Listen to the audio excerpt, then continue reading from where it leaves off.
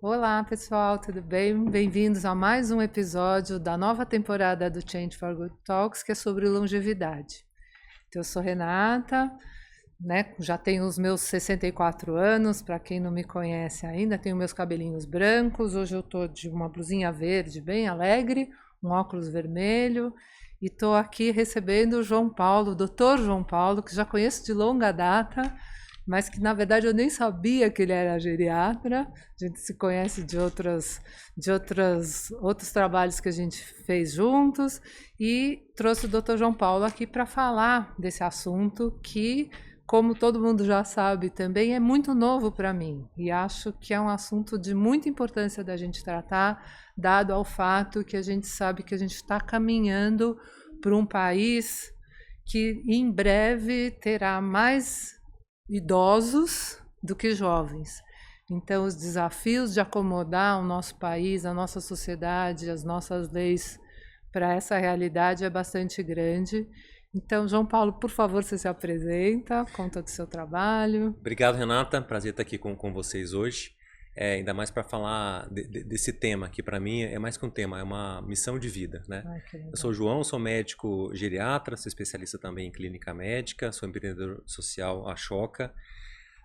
E resumidamente eu gosto de falar que eu estou a serviço da longevidade. Ai, que legal.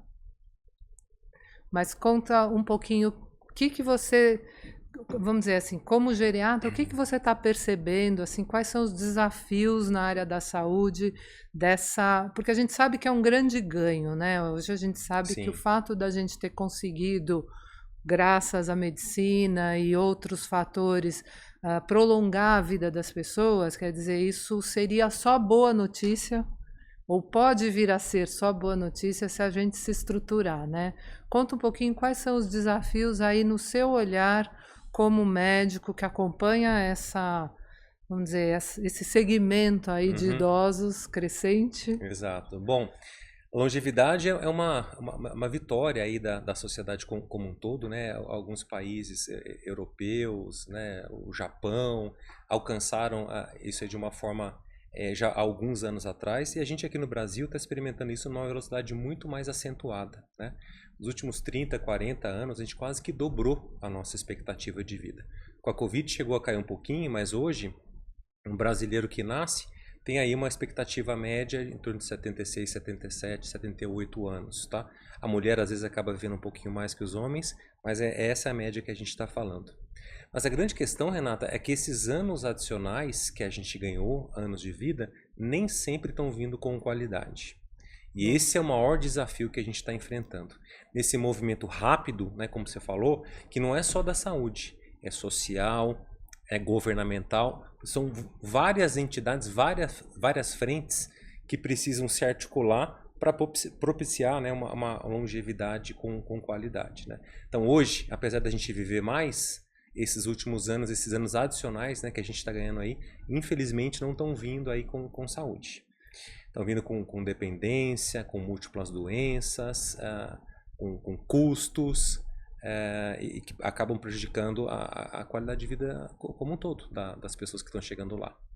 Você está com um projeto novo, né? Que a gente se conheceu num projeto anterior que você fazia, que é bem ligado a esse segmento longevo, vamos dizer assim. Exato. E ao cuidado, né? Conta um pouquinho o que é isso. Sim, na verdade, acho que antes de eu entrar aqui nesse detalhe do projeto, eu vou te contar. Vamos falar um pouquinho da longevidade bem-sucedida.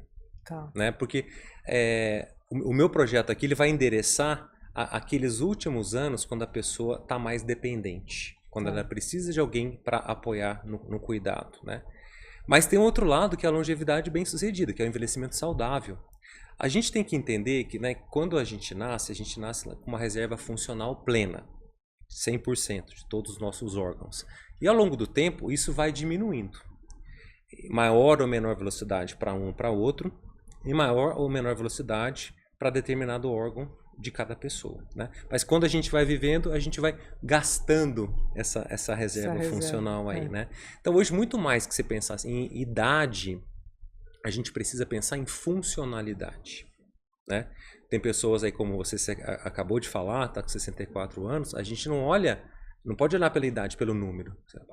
além de aparentar ser muito mais jovem do que você é uma pessoa completamente funcional, né? Daqui a pouco a gente vai ter que rediscutir, será que a gente vai dar aquela vaga para parar lá uma vaga de idoso? Né? Eu sempre me questiono, eu falo, uso ou não uso, entendeu? Exatamente. Quer dizer, eu tenho esse direito, mas eu falo, nossa, mas eu não tenho essa necessidade, né? A gente tem por volta hoje de 32, 33 milhões de pessoas com mais de 60 anos no Brasil. 2050, 2055, isso deve dobrar, né? Não vai ter vaga para todo mundo. Exato. Né? Então, de novo, aqui a questão da funcionalidade que vai definir mais, né? O quanto a pessoa é ou não é funcional. Tá? O quanto a pessoa é ou não é autônoma. Né? O funcional é aquele que consegue fazer as coisas de forma independente. Né? Ele consegue levantar, andar, vai no supermercado, traz uma sacolinha de compras. E o autônomo é aquele que consegue tomar as próprias decisões. Que mantém ali a plenitude das suas faculdades mentais. Né? Mas então é super importante ter esse conceito para procurar o envelhecimento saudável. Né? E aí não tem muito o que inventar, é o que a gente sabe, né? O que é tão falado e o que é tão difícil colocar em prática. Né? A alimentação saudável, a atividade física é extremamente importante. Acho que quem está ouvindo a gente aqui hoje, se fosse para sair daqui com uma missão ou com um aprendizado, é colocar um movimento na vida. Colocar atividade física. Eu estava até, assim, porque estou com essa idade, né? O Rony está lá com seus 70, 71. A gente andou conversando muito sobre isso. O que a gente faz para a gente ter, vamos dizer, o corpinho acompanhar a cabeça. Exato. Se a cabeça está boa, ainda quer produzir muita coisa, preciso manter meu corpo dando conta da onde a minha cabeça quer me levar, né? E me falaram pra gente que é super importante a gente fazer, acho que pelo menos 2 vezes por semana, musculação mesmo, porque diz que são os músculos que vão manter a gente em pé, na verdade, né? Assim, quer dizer, e não é mais só uma coisa de fazer para ficar saradinho. Exato. É fazer mesmo, tomar esse cuidado de manutenção da musculatura. Então, aquelas bioimpedâncias e esses outros exames que em outros momentos da vida a gente fazia por uma questão estética, né? Hoje já são necessários para a gente manter essa massa que tem, né, muscular, enfim, em dia. E não é fácil, né? Na alimentação também parece que a gente nem consegue, né, assim, ingerir o que precisa para isso. Quer dizer, imagina, tem um grande desafio aí pela frente, né? Exato. Que, assim, isso que eu estou falando, vamos dizer, de um lugar de quem tem o conforto de ter acesso a tudo isso, né? Então eu fico imaginando quais são os desafios aí para quem não tem todos esses acessos e todas, né, tudo isso realmente ao alcance. Exato. Né? De uma forma, até como uma política pública. Exato, né? Exato. As próprias calçadas são irregulares, você sabe, faz uma caminhada no bairro, mas como assim? A calçada do lado é toda irregular, os carros não respeitam, então não é simples, né? Mas voltando lá ao tripé, né? Então a alimentação, né? Balanceada, equilibrada, né? Principalmente para ter ingestão proteico-calórica necessária, a atividade física, e aí a musculação é extremamente importante por exatamente o que você comentou, tá? Para manutenção dos músculos e equilíbrio também, tá? Que é outra coisa super importante para a gente poder evitar as quedas, que são um dos maiores problemas que a gente tem na geriatria, tá? E a saúde mental, que aí engloba ali um pouquinho do sono, em relação ali a humor, o seu propósito, o que você gosta, como é que você está relacionado com a vida, e uma coisa que permeia tudo isso, que é a sua rede de contatos e a rede de suporte, tá? Que é extremamente valiosa, né? É até um dos preditores de longevidade, quando você tem uma boa rede de suporte. Pode ser familiar, pode ser social, de amigos, não importa o tamanho, importa a consistência que ela tem, e quando você precisar, você pode servir ou você pode ser servido. E como é que você foi parar nesse tema? Na geriatria. Eu acho que eu fui influenciado muito pela minha avó. Minha avó chamava Augusta, viveu 97 anos, e a sensação que eu tinha de estar com ela era de muita tranquilidade, muito aprendizado. E aquilo foi me fascinando de uma tal forma que eu falei, eu acho que eu quero fazer geriatria. Você entra com aquela vontade, acho que você mais aprende do que ajuda, mas enfim, a gente acaba ali explicando e trazendo do ponto de vista técnico coisas que podem ajudar no dia a dia. E hoje, né, faço algumas outras atividades e acabei concentrando ali um atendimento menor de pacientes, mas alguns pacientes que são nonagenários e até centenários. E aí eu brinco que é só não atrapalhar, porque eles já chegaram lá, né? Tá. E é maravilhoso entender assim como é que eles chegaram, quais foram as escolhas, como é que caminho foi percorrido, se tem uma receita de bolo para chegar lá. E não tem. Não tem, Claro, é isso que eu já tem ia uma, perguntar qual era. a genética para alguns ajuda um pouco, mas num percentual pequeno. É muito mais as escolhas e a exposição ao ambiente que a pessoa passou ou escolheu aí ao longo da vida, né? E como ela conduz, né, esse tripé que eu comentei aqui com você agora, e principalmente como tudo isso está permeado por um propósito muito forte de vida. Isso ajuda a vincular e a trazer sempre um norte para a pessoa, para o indivíduo, né? Esse propósito pode mudar várias vezes ao longo da vida, pode ser único, a pessoa está sempre focada naquela questão, mas é extremamente importante ter um propósito. E, assim, explica um pouco mais o que você, quando você fala de propósito, né? Quer dizer assim, tipo, uma razão para estar existindo aqui, né? Uma sensação de que ainda tenho a contribuir. Exato. Não é? Renata, vai desde de coisas grandes, quero deixar um legado, quero fazer uma coisa que pode contribuir com um monte de gente e tal, ou até falar, olha, eu quero estar vivo na formatura do meu neto. Né? E aquilo se torna, e pode ser a coisa mais importante para essa pessoa, que traz essa vitalidade e esse empenho, essa dedicação, essa resiliência para poder seguir em frente. E, assim, você no seu dia a dia, assim, você outro dia, numa outra ocasião, você comentou da questão do envelhecimento saudável, que é baseado nesse tripé aí, né? E você montou um projeto que trata do cuidador. Sim. Até queria entender por que você foi parar lá, quer dizer, da onde você sentiu essa necessidade, assim, de criar formas de facilitar com que as pessoas tenham acesso a um cuidador. Porque, vamos dizer, ele não está dentro do teu tripé.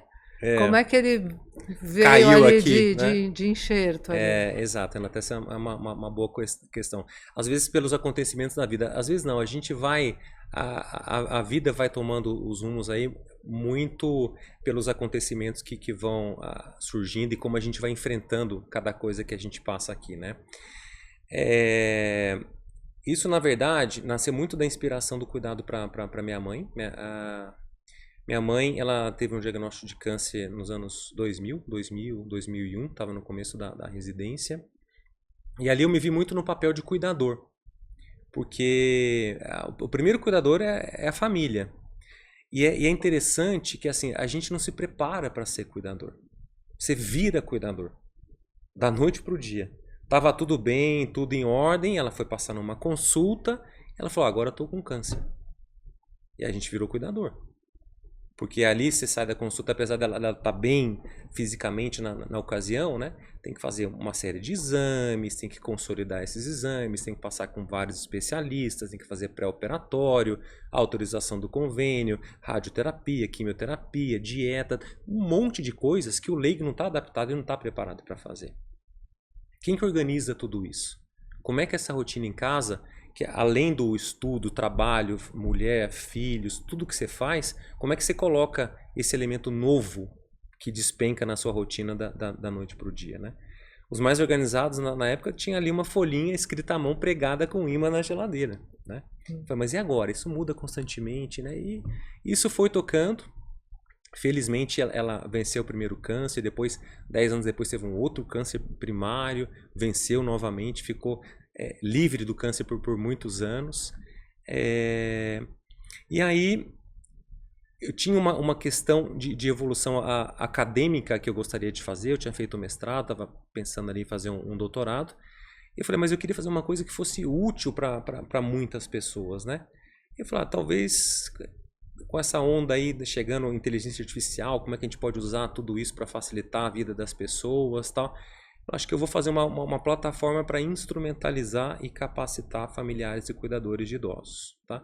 E aí que nasceu o Cuidador de Confiança, né? Muito inspirado lá desde a história da minha avó, mas muito aí na vivência que eu tive com a minha mãe no papel de cuidador, e também da experiência do consultório, que muitas vezes a gente pergunta lá para a família, e aí, como é que foi sua mãe, seu pai, seu avô nos últimos 3, 4 meses aqui desde a última consulta?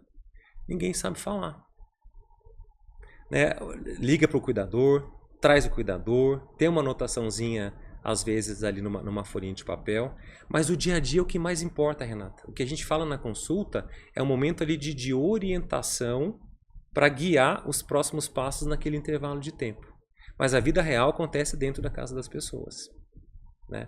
E eu falei, bom, e aí? Como é que funciona tudo isso? Aí a gente foi criar um grupo fechado lá no Facebook só para estudar esses cuidadores.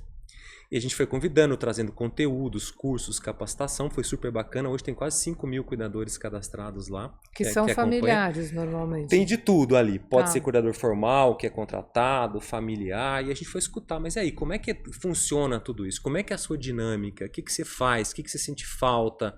Como é que eu poderia te ajudar? E a gente foi aprendendo, né, que a maior parte são mulheres. Estão ali de 45 a 60 anos.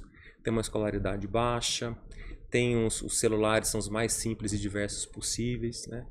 E a gente falou, bom, e agora, como é que faz para tentar ajudar? E a gente foi desenhando alguns protótipos, né? E dando para as pessoas testarem, até chegar numa primeira versão, que virou um web aplicativo, porque aí você não precisa baixar na loja, não ocupa espaço no celular, as atualizações são simplificadas todas do nosso lado, o convite é só pelo WhatsApp, então é muito simples. E a gente foi dando para as pessoas usarem e foi evoluindo, né? E ele tem uma série de funcionalidades que facilita a vida diária. Então, primeiro, a gente digitalizou aquele caderninho. Tá, das anotações. Exatamente, né? Então, a gente criou uma interface que é do gestor, né? E uma interface que é do cuidador. O gestor pode ser um familiar responsável, pode ser um médico, pode ser um laboratório, pode ser um plano de saúde, pode ser quem é o responsável por colocar as informações da rotina dessa pessoa. E o cuidador é a pessoa responsável pela execução desse cuidado. Para checar que está sendo... Exatamente. Tudo. Que em alguns casos pode até ser a própria pessoa, no momento ali de autocuidado, né? Ou um cuidador familiar, ou para quem pode pagar, que não é barato, o cuidador contratado, né? Então, desde ali, horário para acordar, as medicações, fisioterapia, troca de curativo, troca de fralda, lembrete para colher os exames, tudo o que é necessário é construído e isso vira um checklist que é enviado diariamente para cada cuidador que está lá na casa. E à medida que esse cuidador vai fazendo o check nessa lista de tarefas... médico, teoricamente. O gestor o responsável, tá enxerga em tempo real tudo o que está acontecendo. Nossa, né? Não, eu estou interessadíssima. Estou com a minha mãe com 94 anos, uma graça, assim, super presente, super ativa, encantada e motivada aí pelos bisnetos que ela quer. Nossa, faz coisas que a gente fica olhando e fala, não sei como que ela consegue fazer, mas enfim. Mas de toda forma, cada vez mais a gente querendo poder ter um pouco de acesso a tudo isso, porque ela tem muita vontade de dar conta, até de gerir o próprio medicamento, mas a gente percebe que a gente pode estar ali junto só para ter certeza que não teve um remédio errado, que não esqueceu algum, porque às vezes ela fala, mas filha, eu esqueci não sei o que. Eu falo, bom, eu com 30 a menos esqueço um monte de coisa, eu fico imaginando quanto que ela não esquece, né? E é muito difícil você querer fazer um pouco esse papel aí do gestor sem comprometer a sensação dela de autonomia. Né? Assim, porque fica entre... ela, às vezes, não quero fazer mais, porque já estou cansada de ter que cuidar disso, mas, ao mesmo tempo, também não quero que me mandem. Exato. Né? Então, é um lugar, assim... Só que, sim, minimamente ter certeza que tudo aquilo que ela precisa ingerir de medicamento, de alimentação, né, está sendo feito, enfim. Acho que vou virar cliente aí da plataforma. E tem rotinas que podem ser diárias, tem rotinas que podem ser semanais. Isso pode ser colocado de uma forma evolutiva, para também não mudar muito a rotina de forma abrupta, né? De forma rápida, né? E aí, onde a academia entrava em tudo isso, né? Porque a ideia, essa plataforma foi para aproximar esse público e ajudar a capacitar, né? E a questão acadêmica veio num algoritmo, começa com uma árvore de decisão, né? Uma evolução ali um passo inicial da inteligência artificial e depois está sendo aprimorado, para a partir de uma primeira entrevista clínica, de uma primeira anamnese, a plataforma manda perguntas para monitorar o estado de saúde. Então, se a pessoa tem uma incontinência urinária, se ela usa fralda, vai mandar lá uma pergunta automaticamente. Como é que está a urina? Está tendo perdas acima do que é normal para essa pessoa? O cheiro está diferente? A cor está diferente? Tem ardência quando vai urinar? E à medida que isso é respondido, se responde que não, essa pergunta vai voltar a acontecer só num outro intervalo de tempo. Se responde que sim, a inteligência reprograma e manda uma pergunta no outro dia para se aprofundar um pouco mais e tentar antecipar na captura, no reconhecimento de um diagnóstico. Tá? Que pode, numa fase seguinte, a gente vai fazer associações de coisas que saem do padrão para depois fazer as predições ou sugestões que podem ajudar na qualidade de vida. Mas hoje já ajuda muito, Renata. Então lá, se a urina está com o padrão diferente, o comportamento está alterado, será que isso é uma infecção? E aí o médico pode receber essa informação e pode pedir para colher um exame de urina em casa, pode fazer uma teleorientação e prescrever uma medicação simples, barata, rápida em casa e evitar uma ida ao PS, uma internação hospitalar. Então traz qualidade de vida para quem está sendo cuidado, traz tranquilidade para a família, traz economia sistêmica na outra ponta. E aí a gente também vinculou nesse algoritmo uma camada de capacitação. Na residência médica, a gente aprende com o caso que a gente está vendo, né? Então, e cada dia vai vindo um caso, você vai aprendendo com o caso da vez, né?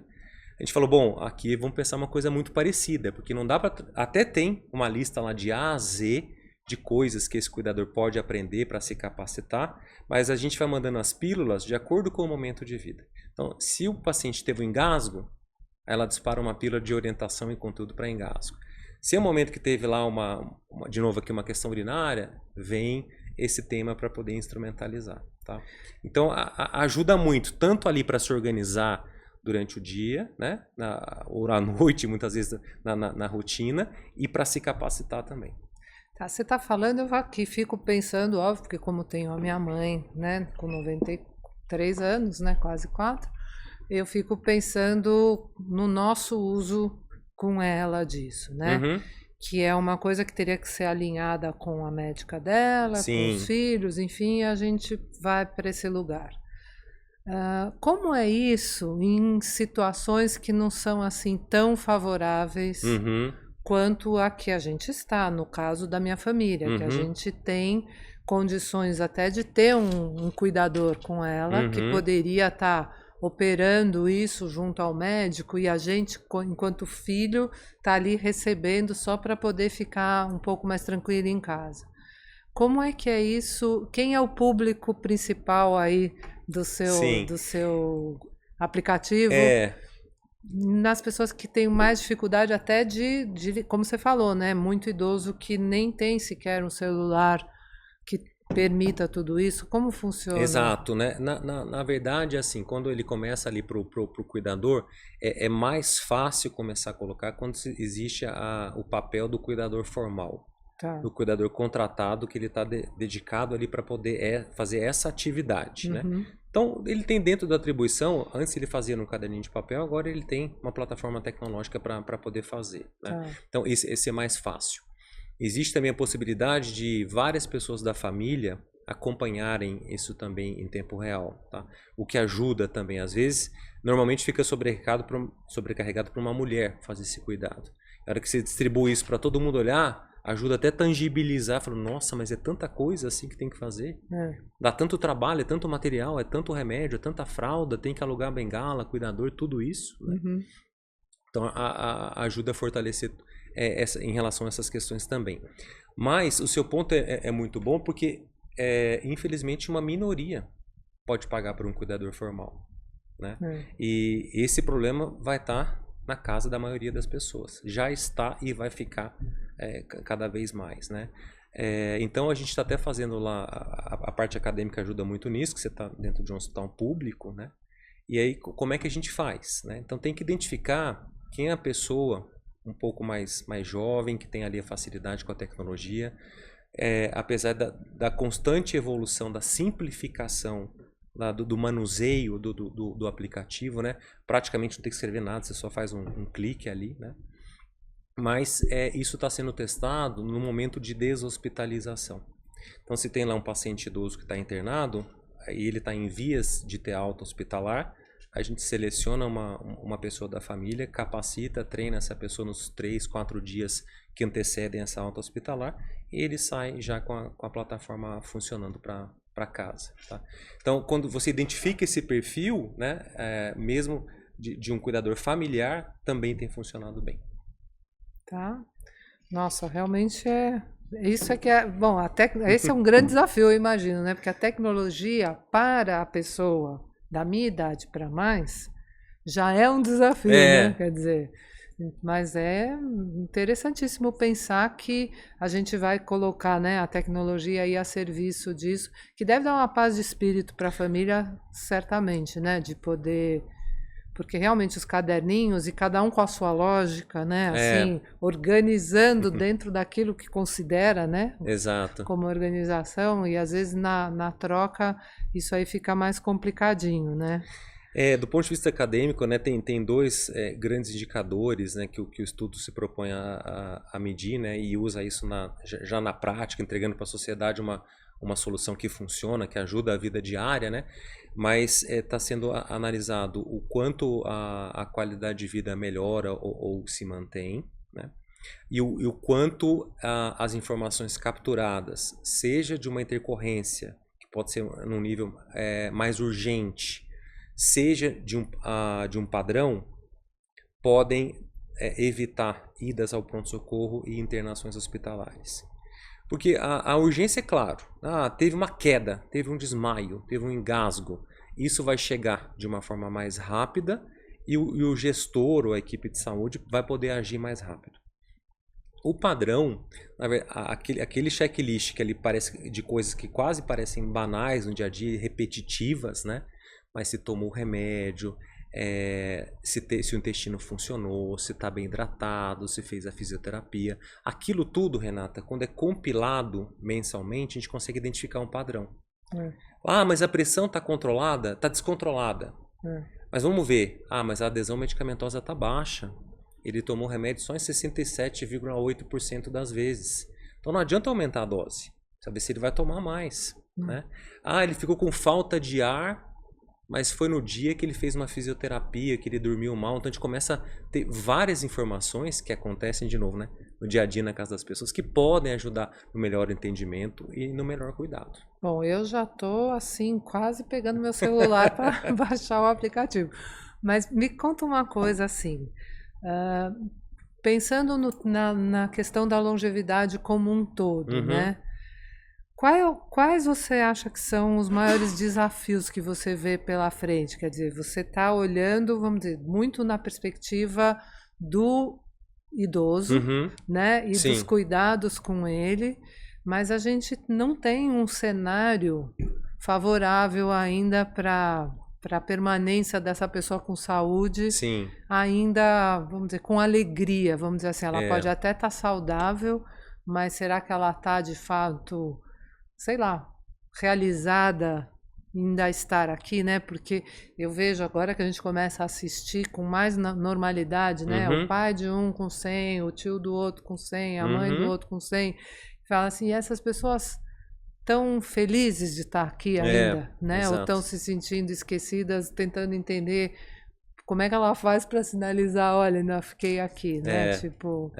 Como é que... Olha, é um desafio para todo lado aqui, tá? é diverso, de vários setores, né? Então, vamos lá, do ponto de vista de saúde, eu acho que eu falei um pouco aqui das principais questões, do envelhecimento saudável, quando tem uma dependência, como é que tudo isso pode ajudar no cuidado, né? Mas tem uma questão, vamos falar da questão multigeracional ou intergeracional, por exemplo, né? Isso é extremamente importante. Sabe quando as principais queixas dos mais longevos? Quando a gente vai abordar o humor, como é que o senhor está sentindo? A senhora está sentindo? Está triste? Está motivada? Está vinculada à vida? E frequentemente a gente escuta. Sabe qual é a minha maior tristeza? Que eu não tenho mais nenhum amigo. Todos já foram. Ah, mas e os colegas da faculdade? Não, todos já se foram, né? Então, essa questão da gente começar a aproximar esse contato e ter um ganho dos dois lados, né? Tanto da experiência, da resiliência, da calma, da vivência do lado do idoso, né, do mais maduro, quanto do jovem que tem tecnologia, vivacidade, curiosidade. Então, a gente precisa proporcionar mais esse encontro e fazer isso uma coisa mais natural, né? A gente tem experiências, mas você não tem uma política pública, você não tem nada que estrutura isso de uma forma mais robusta. Eu acho que a gente até não tem ainda a cultura, né, de imaginar que a gente tem que construir isso. Você está falando, eu estou até pensando aqui, eu falo, nossa, como a gente tem mesmo que construir, continuar construindo novas amizades. Vamos dizer, com pessoas mais jovens do que a gente, para que a gente um dia não tenha essa sensação de que todos os meus amigos já foram.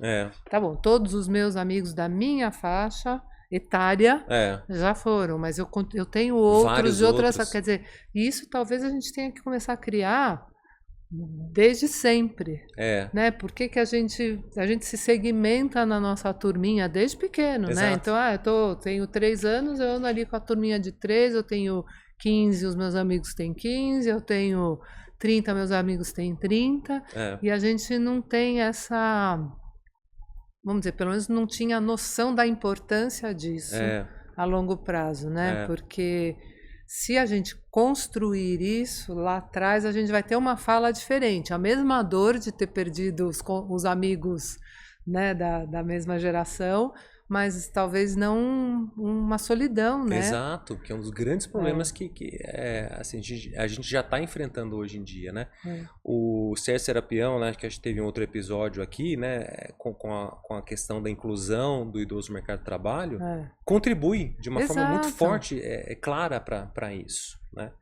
É verdade. Não, você falando agora, eu fico até imaginando que eu falo, nossa, de novo, as coisas são tão alinhadas, né, tão interligadas, que, vamos dizer, se a gente conseguir, no caso dele, ele foca bastante no mercado de trabalho e tal, mas é verdade, porque as empresas hoje, elas representam as principais instituições que a gente frequenta, né, que se dentro delas isso tiver presente, mais fácil vai ser, né? Lá na frente a gente não ter essa solidão, né? Quer dizer, eu acho que é uma readequação dos espaços sociais mesmo, todos, para que eles preparem a gente para essa longevidade, né? A gente, enquanto sociedade, com essa interligação, agora está pensando até mesmo nas escolas, né? Não sei, não precisa ser só nas empresas, essa diversidade etária, mas talvez dentro das escolas também isso fosse importante, né? Diversa,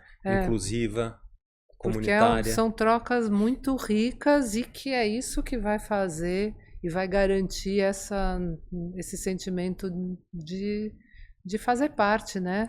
Mais para frente. Nossa, eu, assim, tô chegando no assunto e tô, assim, encantada e, assim, nem sei direito ainda o que vem pela frente, mas com certeza vem aí muitas provocações para a gente se abrir aí mesmo para isso, né? Do ponto de vista social, comunitário, né, a gente vê algumas experiências interessantes, por exemplo, em Copacabana tem lá o porteiro amigo do idoso, né? Tem muito idoso que mora sozinho, então eles convencionaram, vamos fazer um teste aqui. E se esse porteiro puder ter um olhar diferente para os moradores que estão aqui? Olha que legal. Sobe com a sacola de compras. E se ela desce todo dia para passear com o cachorro, ela não desceu ainda? Ele vai lá dar uma olhada para ver se está tudo bem. Falei, nossa, como é importante como a sociedade pode se organizar, né? Na Holanda tem bairros que eles organizaram de uma tal forma que os jovens têm uma responsabilidade, né? Então vai lá, ajuda na hora do banho, supervisiona se a medicação foi dada de forma correta. Isso vai se tornando natural, não é uma coisa, eu vou ter que... Não, gente, é assim que funciona. Eu, uma época, fiquei pensando muito, até brincava com meu filho que mora no Brasil, que eu falava assim, vamos pensar numa casa de idosos, porque um dia você me põe lá, né? Porque o irmão mora fora, né? Eu falo assim, vou sobrar para você, então vamos lá montar alguma estrutura para um dia, mas um lugar que seja, que eu vá com alegria, né? Porque eu acho assim, a resistência, o Brasil tem uma resistência muito grande, quando tem, vamos dizer, poder aquisitivo, mais ainda tem uma resistência muito grande cultural, não é? A tem, gente sim. tem como se fosse, primeiro assim, não precisa ser um abandono, não precisa ser um downgrade na vida, Sim. né? Assim, é uma mudança para um lugar com pessoas que estão compartilhando as mesmas necessidades, né? Que tudo isso vai fazer, obviamente, ficar muito mais acessível. Exato. Né? Porque você compartilha gastos e isso, e ao mesmo tempo compartilham histórias de vida, né? Assim, são pessoas que vão ter com quem conversar o dia todo, enfim, né? E eu brincava com ele, vamos atrás, vamos pensar nisso, não sei o quê. E nessa busca, alguém falou para mim, eu não lembro mais quem foi, de vamos dizer, de um tipo um co-living, né? Esses prédios onde você tem uma parte do prédio, você tem jovens, aí você tem academia, tem cinema, tem e uma parte de idosos mesmo. Por que separadas? Porque às vezes tem que ter outras instalações, vamos dizer, para os idosos que não precisa ter para os jovens. Mas o convívio mesclado de jovens e idosos, né? Porque já tem esses prédios, mas assim, só jovem, então tem academia, só jovem vai. Sim. Mas se você tem essa mescla de forçar um pouco a barra para que tenha moradores das diferentes idades, nos espaços sociais ali, eles se trocam, se conhecem e vai talvez criando um pouco esse olhar de um cuidar do outro, né? Quer dizer, eu achei interessante. Que está na essência humana também, né? Então, se a gente propiciar mais isso, vai acontecer com mais naturalidade, né? E quando a gente fala aí que é multissistêmico, né? Que todo mundo precisa interagir, participar, entra muitas vezes da política pública, né? Será que para um idoso vai ter lá um IPTU mais barato ou uma isenção para que ele possa viver num ambiente desse como você está propondo, né? Porque daqui a pouco, assim, essas experiências, quando a gente vê, são isoladas. Mas para esse contingente de pessoas que vai estar nessa faixa etária em poucos anos, a gente vai ter que adaptar o que tem para receber, para nos receber. Nossa, que tema desafiante, né? Bom, eu acho que a gente podia continuar aqui horas conversando, porque eu estou realmente encantada com a quantidade de conhecimento lá que vocês que já estão olhando para isso há mais tempo já adquiriram aí, curiosíssima para ir aprendendo. Por mim, ficava aqui mais umas 2 horas conversando, mas sei que você tem seus compromissos e a gente também tem esse combinado aí de não se alongar demais. Então, assim, eu queria te agradecer muito a sua presença e te dar aí, vamos dizer, te fazer um convite, se você quiser fechar a sua fala aqui, com uma provocação ou com um convite mesmo para quem estiver escutando a gente, para que as pessoas, sei lá, para que todos nós fiquemos abertos a nos abrir a essas mudanças que são grandes e necessárias, que vêm pela frente. Né? A gente tem que realmente estar com disposição e coragem para se abrir para essa mudança. Né? Exato. Bom, Renata, super obrigado. Adorei aqui a conversa. Conte comigo aí para outras oportunidades também, né? Nesse aspecto, né, nesse gancho que você deixou aí também, acho que é importante falar que a gente vive muito um momento hoje da geração sanduíche, né? Que é quem está ali no meio, que tem que cuidar dos filhos, né? Da casa, trabalho, esposa, mas tem que cuidar dos filhos e tem que cuidar dos pais e dos avós, né? E a gente acaba não tendo tempo e quando vê, vai chegar a vez de quem está ali nessa geração sanduíche precisar do cuidado, né? Então, para se abrir um pouco mais para o tema, entender que isso está acontecendo e que pode acontecer de uma maneira mais organizada, mais estruturada, para que esses anos adicionais que a gente está ganhando não sejam só anos, mas sejam anos com qualidade de vida. Muito obrigada. Obrigado. Então, vamos marcar outras conversas para a gente aprofundar mais os assuntos. Combinado. Obrigada. Parabéns pelo projeto aqui. Muito obrigada.